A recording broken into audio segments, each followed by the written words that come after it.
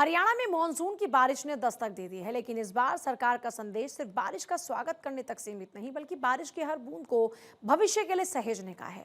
प्रदेश सरकार catch the rain अभियान के जरिए जल संरक्षण को जन आंदोलन बनाने में जुटी है। खुद सीएम सैनी ने प्रदेशवासियों से वर्षा जल संचयन को अपनी दिनचर्या का हिस्सा बनाने की अपील की। मॉनसून की फुहारों के साथ हरियाणा में जल संरक्षण की मुहिम भी नई गति पकड़ चुकी है। प्रदेश सरकार का मानना है कि बारिश का पानी अगर सही तरीके से संरक्षित किया जाए तो आने वाले सालों में जल संकट की चुनौती को काफी हद तक कम किया जा सकता है। यही सोच कैच द रेन अभियान की सबसे बड़ी ताकत है। शहरों से लेकर गाँव तक लोगों को ये संदेश दिया जा रहा है कि बारिश का पानी बहने न दें, बल्कि उसे धरती की गोद में वापस पहुँचाए। मुख्यमंत्री नायब सैनी का कहना है कि जल संरक्षण केवल सरकार की जिम्मेदारी नहीं, बल्कि समाज की साझा भागीदारी से ही ये अभियान सफल हो सकता है। उन्होंने लोगों से अपने घरों, स्कूल, कॉलेज, सरकारी कार्यालय, पंचायत घर और सार्वजनिक भवनों में वर्षा जल संचयन की व्यवस्था विकसित करने की अपील की। उनका कहना है, आज बचाया गया पानी आने वाली पीढ़ियों के सुरक्षित भविष्य की सबसे बड़ी पूंजी बनेगा।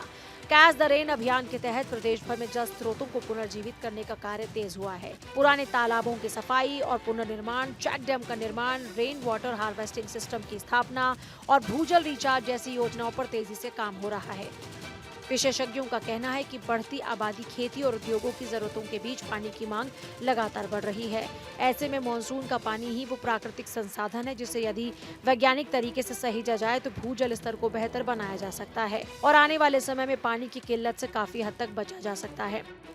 सरकार इस अभियान को केवल सरकारी कार्यक्रम तक सीमित नहीं रखना चाहती। इसके लिए विभिन्न विभाग, पंचायतें, स्वयंसेवी संस्थाएं और आम नागरिक मिलकर जागरूकता अभियान चला रहे हैं। स्कूलों में बच्चों को जल संरक्षण का महत्व बताया जा रहा है, जबकि गांव शहरों में लोगों को वर्षा का जल संचयन के लिए प्रेरित किया जा रहा है।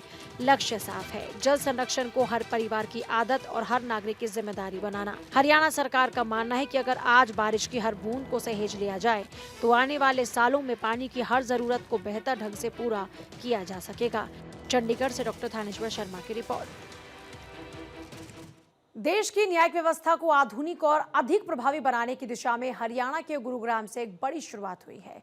भारत के मुख्य न्यायाधीश न्यायमूर्ति सूर्यकांत ने मुख्यमंत्री नायब सैनी, केंद्रीय मंत्री मनोहर लाल और केंद्रीय कानून मंत्री अर्जुन राम मेघवाल की मौजूदगी में अत्याधुनिक टावर ऑफ जस्टिस का लोकार्पण किया।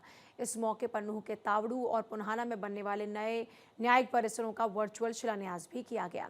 आधुनिक सुविधाओं से लैस ये न्यायिक परिसर आम लोगों को तेज, पारदर्शी और सुलभ न्याय उपलब्ध कराने की दिशा में एक अहम कदम माना जा रहा है।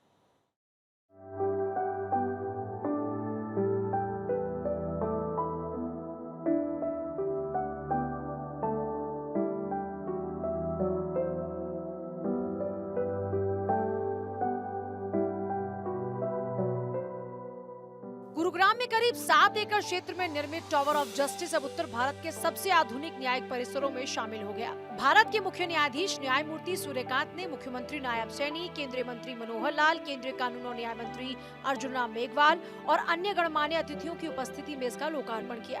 कार्यक्रम के दौरान नूह के तावड़ू और पुन्हाना न्यायिक परिसरों का वर्चुअल शिलान्यास भी किया गया।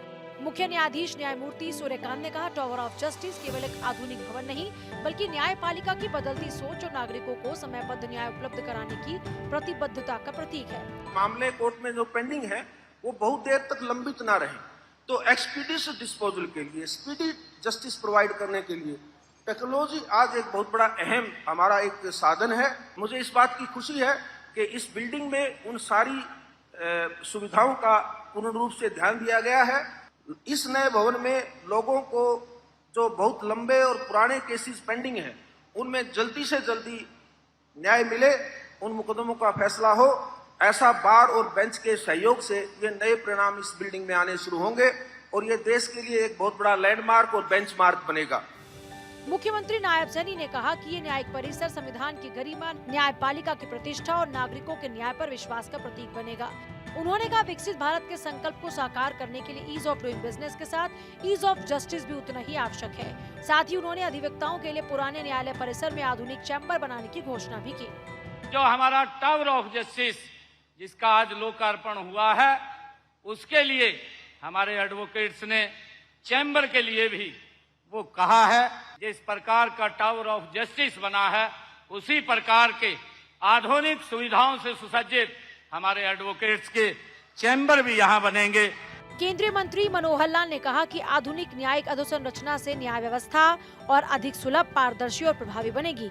उन्होंने कहा कि तकनीक आधारित सुविधाओं से मामलों के निस्तारण में तेजी आएगी और आम नागरिकों का न्याय व्यवस्था पर भरोसा और मजबूत होगा।